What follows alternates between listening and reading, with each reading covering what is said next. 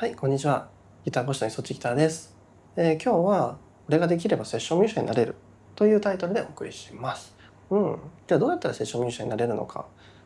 基本的にじゃあギター弾けるようになるにはどうしたらいいっていうと、大体のギタリストがペンタトニックスケールを弾ければ大体の曲が弾けるよっていうふうに言います。で、これは間違いないです。で、ペンタトニックって何かっていうと、こういうやつですね。で、このペンタトニックスケールは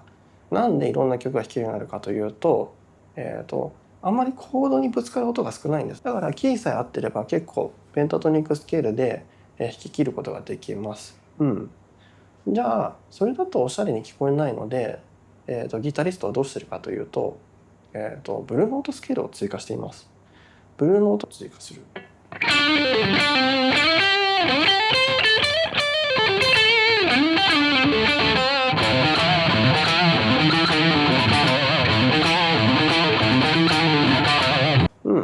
今のはブルーススケールなんですけど、このブルーススケールというのはマイナーのペンタトニックにブルーノートの音を追加しただけです。じゃあブルーノートをいくつ追加したのっていうと、フラットフィフスだけです。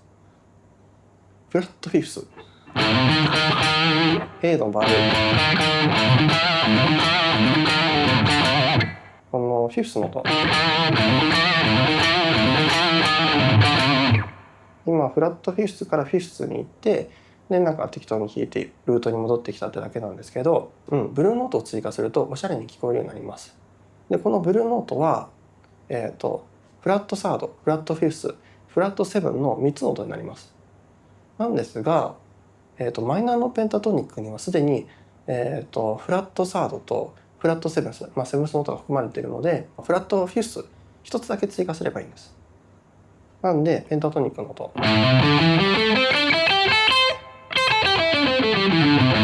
これにフィフスを追加するだけ。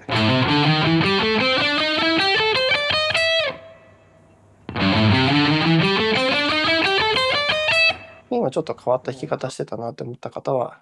鋭いです。この形を覚えてれば弾けるようになります。全部一緒です。これだけです。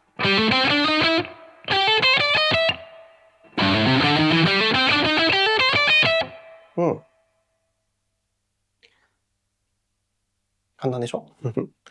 すごい簡単でしょ、もうマイナーペンタは大体の人が弾けると思うんで、もうこの説明聞いただけでブルーノート弾けるようになりましたよね。で、そのマイナーペンタトニックにブルーノートを追加したのがブルーススケールですと。で、さらに、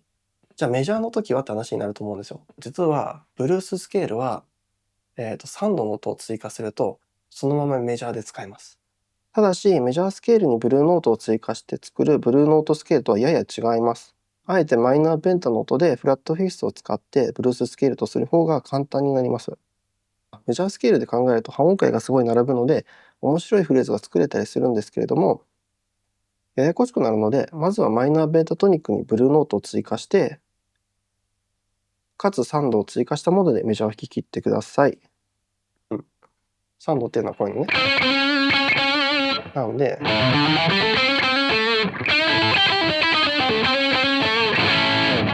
ね。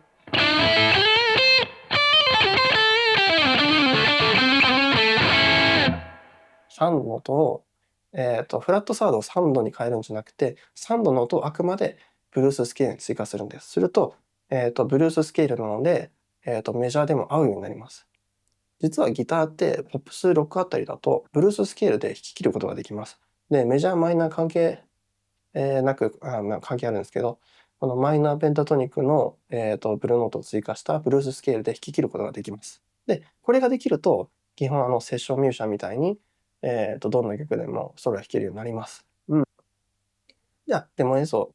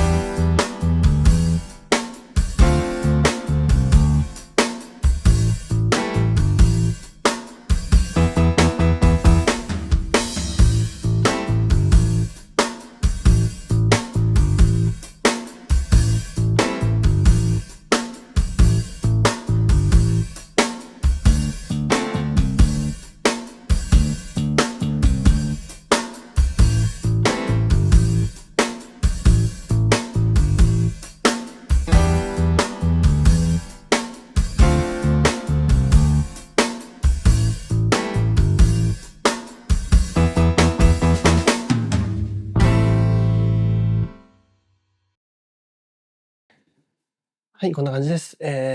日は、おさらいすると、ギタリストはペンタトニックスケールが弾ければ、大体の曲が弾けるようになります。だけど、それだけだと面白くないので、ブルーノートスケールを使うようにしましょう。ブルーススケールは、フラットフィフスを、マイナーペンタにつけるだけでできます。ブルーノート自体は、フラットサード、フラットフィフス、フラットセブンスの3つの音ですけど、マイナーペンタにはすでにフラットサードとフラットセブンスが入っているので、フラットフィフスを追加するだけで、ブルーススケールになります。うん。